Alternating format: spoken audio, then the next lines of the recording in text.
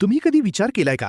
आपण दिवसभर पाणी पितोय असं आपल्याला वाटत असतं, पण आपलं शरीर खरंच आतून हायड्रेटेड आहे का हे कसं ओळखायचं? यासाठी कोणत्याही वैद्यकीय परिभाषेत न जाता एक अगदी सोपी पण महत्वाची खूण आहे, जी आपण अनेकदा दुर्लक्षित करतो. ती म्हणजे आपल्या लघवीचा रंग. जर तो गडद पिवळा किंवा सफरचंदाच्या रसासारखा दिसत असेल, तर समजून जा की शरीरात पाण्याची धोक्याची घंटा वाजू लागलीये. शरीर आतून कोरडं पडतंय आणि त्याला मदतीची गरज आहे. आणि जर तो रंग पाण्यासारखा पारदर्शक असेल, तर तुम्ही अगदी सुरक्षित आहात. हे असं स्वतःला वेळोवेळी तपासून पाहणं उन्हाळ्यात खूप गरजेचं असतं. कारण जेव्हा आपण याकडे लक्ष देत नाही, तेव्हा शरीर स्वतःला थंड करण्याची नैसर्गिक क्षमताच विसरून जातं. तुम्ही पाहिलं असेल, उन्हातून आल्यावर काही लोकांना अचानक घाम येणं बंद होतं. त्यांची त्वचा एकदम कोरडी आणि गरम पडते. काहींना मळमळतं, छातीत धडधड वाढते, गोंधळल्यासारखं होतं आणि काही जण तर थेट बेशुद्ध पडतात. हे सगळं टाळता येऊ शकतं का? नक्कीच. आज आपण याच जीवघेण्या उष्माघाताविषयी बोलणार आहोत. हा व्हिडिओ फक्त माहिती नाही, तर कदाचित तुमच्या किंवा तुमच्या जवळच्या व्यक्तीच्या जीवाचं रक्षण करणारा एक मित्र ठरू शकतो. त्यामुळे पुढची काही मिनिटे माझ्यासोबत नक्की राहा. आणि हो, पुढे जाण्यापूर्वी एक काम नक्की करा. आत्ताच हा व्हिडिओ तुमच्या माणसांसोबत शेअर करा आणि आपल्या या चॅनलला सबस्क्राईब करायला विसरू नका. कारण अशीच आपली हक्काची आणि आरोग्याची काळजी घेणारी माहिती मी नेहमीच तुमच्यासाठी घेऊन येत असतो. आजकाल आपली धावपळ आणि प्रवास खूप वाढलेत.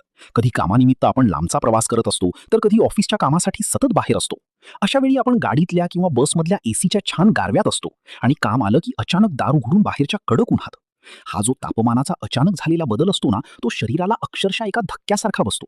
शरीराचं आतलं जे तापमान नियंत्रण करणारं यंत्र असतं, ते यामुळे पूर्णपणे गोंधळून जातं आणि उष्माघाताचा धोका कैक पटींनी वाढतो. त्यामुळे एसी मधून थेट उन्हात जाण्याआधी थोडा वेळ गाडीच्या काचा खाली घेऊन किंवा सावलीत थांबून बाहेरच्या तापमानाशी शरीराला जुळवून घेणं कधीही शहाणपणाचं ठरतं. तर या वाढत्या उन्हापासून स्वतःला आणि आपल्या माणसांना वाचवायचं कसं? सगळ्यात सोपा आणि महत्वाचा मंत्र म्हणजे पाणी भरपूर पिणे. तहान लागण्याची वाट पाहू नका. जेव्हा आपल्याला तहान लागते, तेव्हा शरीर आधीच डिहायड्रेट झालेलं असतं. त्यामुळे जाता येता सतत पाणी, ताक, लिंबू पाणी किंवा कैरीचं पन्ह पीत राहा. दुपारच्या वेळेत म्हणजे 12 ते 4च्या दरम्यान शक्यतो बाहेर जाणं टाळाच. आणि जाणं भागच असेल तर डोक्यावर छत्री किंवा टोपी असू द्या. अंगात सुती आणि फिकट रंगाचे कपडे असू द्या, जे उष्णता शोषून घेणार नाहीत. तुम्हाला माहितीये, आपल्या आजी आजोबांचा एक जुना आणि खात्रीशीर उपाय आहे, कांदा. उन्हात जाताना कच्च्या कांद्याचा तुकडा सोबत ठेवणं किंवा जेवणात खाणं खरोखर खूप फायदेशीर ठरतं. त्यातलं नैसर्गिक अँटीऑक्सिडंट शरीराची उष्णता वाढू देत नाही, हे आता विज्ञानानंही मान्य केलंय. या दिवसात थोडा हलका आहार घ्या. जड आणि मसालेदार पदार्थ टाळा. कलिंगड, काकडी, ताक यांचा जास्तीत जास्त आनंद घ्या. तुम्ही जर व्यायाम करत असाल तर तो सकाळी लवकर किंवा संध्याकाळी उशिरा करा. सोबतच कोरफड किंवा धने जिऱ्याचं पाणी पिऊन शरीराला आतून शांत ठेवण्याचा तो जुना आयुर्वेदिक उपाय नक्की वापरून पहा. आणखी एक अत्यंत महत्वाची गोष्ट, जी आपण अनेकदा घाईघाईत विसरतो. चुकूनही लहान मुलांना किंवा वृद्धांना बंद गाडीत एकटं सोडू नका.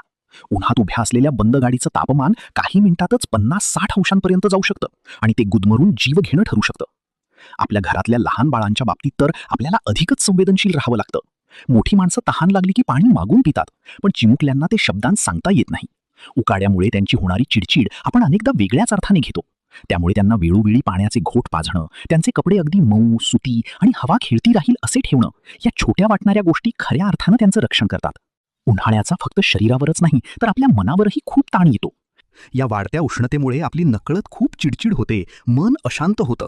अशा वेळी बाहेरून आल्यावर लगेच कामाला न लागता 2 मिनिटे शांत बसणं, थंड पाण्याचा हबका चेहऱ्यावर मारणं आणि एखादा दीर्घ श्वास घेणं, हे शरीराला जेवढं शांत करतं, तेवढंच मनालाही आतून स्थिर करतं.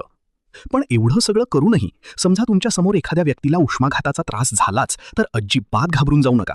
त्या व्यक्तीला लगेच सावलीत किंवा थंड ठिकाणी घ्या. थंड पाण्याने किंवा ओल्या कपड्याने त्यांचं डोकं, मान आणि शरीर पुसून काढा. त्यांचे कपडे थोडे सैल करा, जेणेकरून हवा खेळती राहील.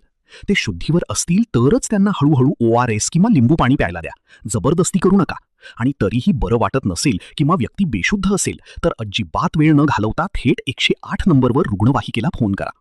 मित्रांनो, उन्हाळा म्हणजे फक्त हा त्रास नाहीये. हा ऋतू आंबे, फणस, कलिंगड आणि सुट्ट्यांचा मनसोक्त आनंद घेण्याचाही आहे. फक्त हा आनंद घेताना आरोग्याकडे दुर्लक्ष नको. शरीराला थंड ठेवा, मनाला शांत ठेवा आणि हा उन्हाळा मस्त एन्जॉय करा. तुमची उन्हाळ्याची खास आठवण किंवा स्वतःला थंड ठेवण्याची तुमची एखादी घरगुती पद्धत मला कमेंट्समध्ये नक्की सांगा. चला तर मग, काळजी घ्या स्वतःची आणि आपल्या माणसांची. Please take a moment to like this video, subscribe, and ring the bell for notifications.